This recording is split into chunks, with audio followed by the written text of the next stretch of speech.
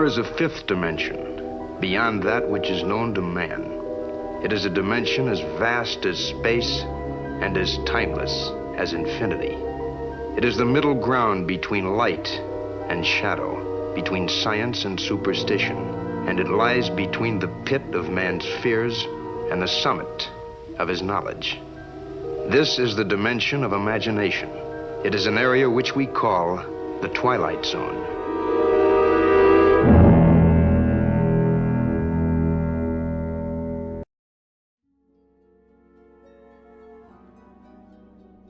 That spaceship sailing in a sea of stars is known as the Explorer.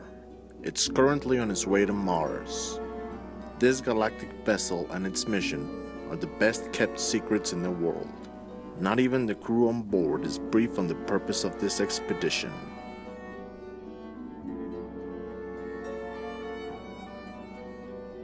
Here in the Oval Office, a nervous president waits impatiently for news on the expedition.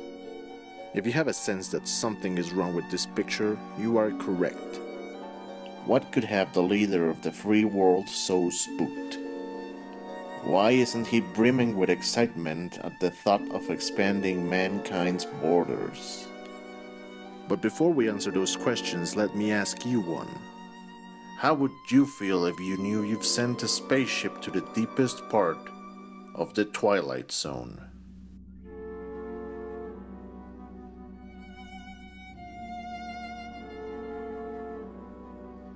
Mr. President? Michael, the ship should enter the program zone within a few minutes. The program should commence shortly after landing. Oh, God help those men. God help us. God help me.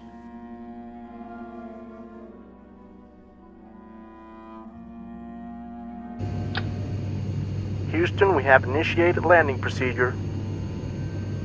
That's weird. What is it? I can't find the landing zone. Houston, imaging isn't showing the settlement or the supply drops. Our route is not taking us to the landing site, over. Bad weather altered the terrain. We changed the landing site at the last minute. Sorry about that. Copy, Houston. Thanks for letting us know. 1.14 Gs, looking good. 5,000 feet. 3,000. Speed brakes, roger. 400. 300, landing gear. 200. Nose up. 50 feet. 40, keep it upwards. Nice, hold it. Applying brakes. 30. 20. 10. Houston, we have landed. Good job, Explorer. Good luck. Proceed to the coordinates.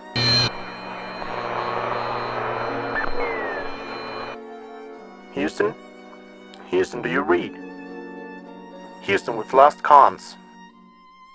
Houston, do you read? We've lost comms. Mr. President, we've cut all communications with the Explorer. The ship's program will proceed in 25 minutes. Thank you. Good night, sir. The transmission link is in 3 hours, sir. I know, Michael, thank you. Mr. President?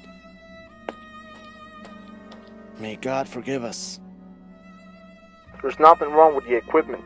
Maybe they're having trouble on their side. That explains the inaccurate data on the landing site. Maybe. The site is not far from here.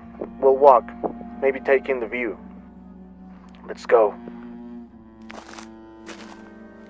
I gotta say it. What? It could be nothing, but... what is it?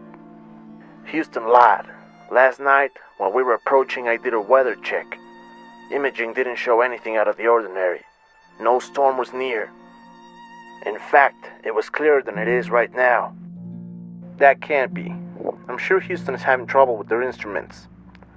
I don't know. And the comms dropping? I have a bad feeling about this.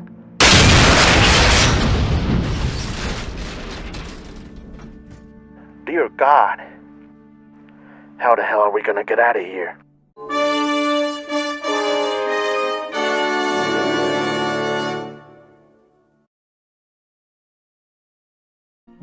What the hell caused the explosion? How the hell am I supposed to know? We need to get to the supply drops quick. We should be able to contact Houston from there. I swear this is so wrong. Something is up.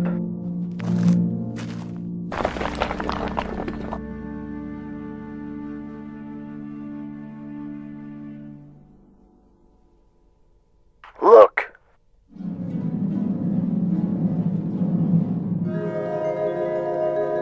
These are ancient. I didn't know we sent people here before. John! Look, how did that get here? What is going on here? I don't know.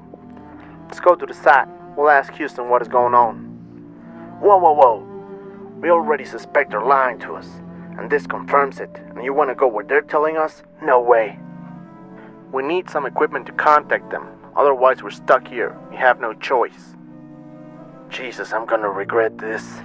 The coordinates say it's inside there. No way I'm going in there.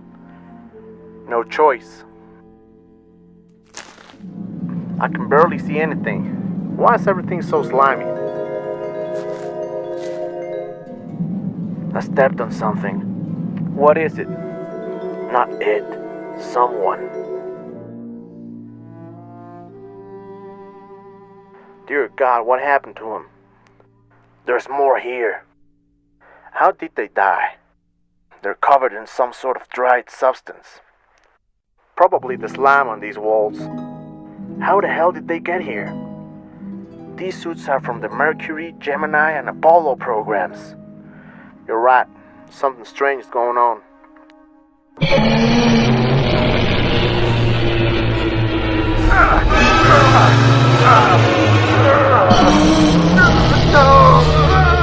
Get out of here!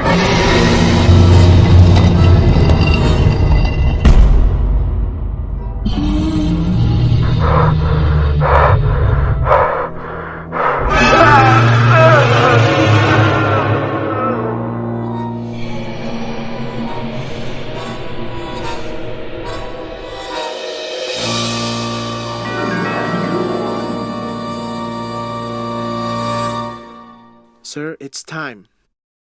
I'm ready.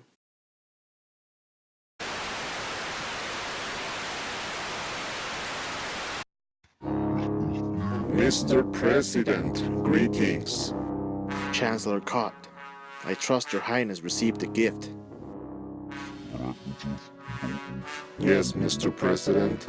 The king was most pleased with your offering. You can rest assured no hostilities shall come to your inferior planet for 3 more years. I'm glad to hear that. The people of Earth are eternally grateful for your king's mercy. However, the king demands a change in our treaty. What is it? King Boot demands you send new specimens. He wishes to try female human flesh next time, and also the flesh of younger humans. I can't send innocent women and children to you. Remember the dangers of disagreeing with us, Mr. President. You do not want to upset King Boot. I understand. Do we have an agreement? We do. I expect you will procure your shipment in time. Goodbye. How much would you give to save the entire human race from an intergalactic war? For this broken man known as the President of the United States, it's 2 people every 3 years. Humanity will remain safe as long as 2 unknowing humans are offered to a race of extraterrestrials with a hunger for human flesh. Human beings are a disturbing kind of currency for this peculiar transaction. A transaction that can only be made in the Twilight Zone.